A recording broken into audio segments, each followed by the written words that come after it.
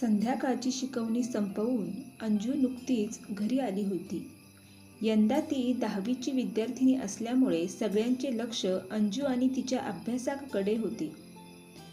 अंजू तशी बऱ्यापैकी हुशार असल्यामुळे व्यवस्थित अभ्यास करून उत्तम टक्केवारीने ती पास होणार याची सर्वांना खात्री होती. रोजच्या वर्तमानपत्रातून येणाऱ्या मार्गदर्शिका, साप्ताहिकातून येणाऱ्या आदर्श प्रश्नपत्रिका याशिवाय अनेक गाईड, नोट्स यांचा ढिगारा अंजूच्या टेबलावर नेहमीच दिसत असायचा. अंजू घरात आली त्यावेळी आई कुणाशी तरी बोलते आहे हे पाहून ती किचनमध्ये आली. रोज कामासाठी आलेल्या मंजुळाबाई दिसल्या. अंजूला आलेली पाहून त्या म्हणाल्या, अंजूताई, माझी संगीता पण यावर्षी 10वीच्या वर्गात आहे बरं का.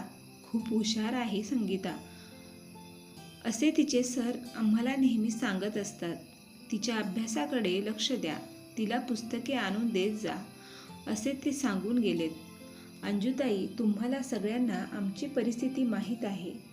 पैशाअभावी आमच्या हुशार मुलीला आम्ही मदत करू शकत नाही. याचे खूप वाईट वाटते, पण काय करावे, पैशाचे सोंग कसे जमणार आम्हाला. संगीता मेहनतीने अभ्यास करते आहे बघा.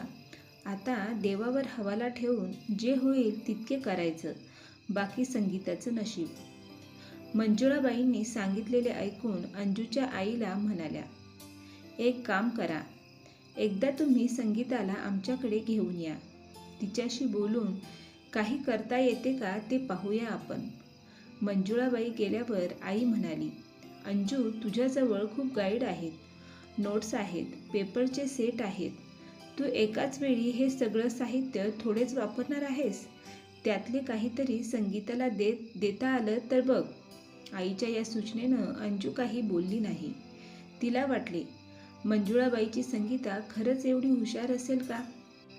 आणि आपल्याजवळ एवढी पुस्तके आहेत, हे मंजुळाबाई नेहमीच पाहतात. यातली काही फुकट मिळाली तर का घेऊ नये असा विचार त्यांनी केला असेल. जाऊ द्या, पुढचे पुढे बघू. दुसऱ्या दिवशी गणिताचा क्लासमधली गोष्ट. सर सर्व मुलांना उद्देशून म्हणाले, मुलांनो, परीक्षा ही आपल्या जीवनातील महत्त्वाचा टप्पा असतो. वेळीच याचे महत्त्व ओळखून तयारी केली तर उत्तम यश मिळत असते. वेळ आणि संधी या दोन्हींचा योग्य उपयोग करून घेणे आपल्याला जमले पाहिजे, तरच उपयोग. माझीच गोष्ट ऐका. माझ्या 10वीच्या वर्षातील ही गोष्ट आहे. मी गरीब आईबापाच्या घरात वाढलेला मुलगा. पुस्तके घेण्याची आमची ऐपत नव्हती, म्हणून अभ्यास करणे थोडेच थांबणार.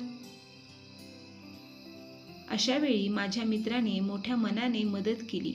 त्याने मला त्याच्या जवळची पुस्तके परीक्षेच्या दिवसात मला वापरू दिली. त्याच्यामुळे मी अभ्यास करू शकलो. मी भले कितीही हुशार असेन, माझ्याजवळ पुस्तके तर असायला पाहिजे होती. ती माझ्या मित्राने दिली आणि त्याला माझ्या परिस्थितीची जाणीव होती, म्हणून तो माझ्याशी चांगला वागत होता. तो म्हणायचा, माझी पुस्तके घेऊन तू अभ्यास कर, मात्र तू गरीब आहेस म्हणून मी तुला मदत करतो, हे असे समजू नकोस. तुझा स्वाभिमान दुखावण्याचा माझा हेतू मुळीच नाही. उलट तुझ्यासारख्या योग्य आणि हुशार मुलाला वेळेवर मदत करण्याचा आनंद मला मिळेल. मित्रांनो, त्याच्या बोलण्यात निर्मळपणा होता. त्याच्या स्वच्छ बोलण्याचा मला राग आला नाही. त्याची मदत मी आनंदाने घेतली. मी भरपूर परिश्रम घेतले. उत्तम मार्क घेऊन मी पास झालो. माझ्या यशाचे सारे श्रेय आयुष्यभर माझ्या या परोपकारी मित्राला देणार. सरांनी सांगितलेली गोष्ट ऐकून मुले भारावून गेली. निर्मळ भावनेने दुसऱ्यांना मदत करावी. सरांचे हे वाक्य अंजूच्या कानात सारखे घुमत होते. दुपारी येऊन गेलेल्या मंजुळाबाई आणि संगीताची तिला आठवण होत होती. दुसऱ्या दिवशी नेहमीप्रमाणे मंजुळाबाई कामासाठी तिच्या घरी आल्या त्यावेळी अंजू त्यांना म्हणाली, आज तुमच्या संगीताला घेऊन या. तिला म्हणावे, ये आणि पुस्तके पहा. पाहिजे ती पुस्तके आणि गाईड, नोट्स घेऊन जा. अंजूचे बोलणे ऐकून मंजुळाबाईंना आनंद झाला. हे पाहून अंजूच्या आईला समाधान वाटले.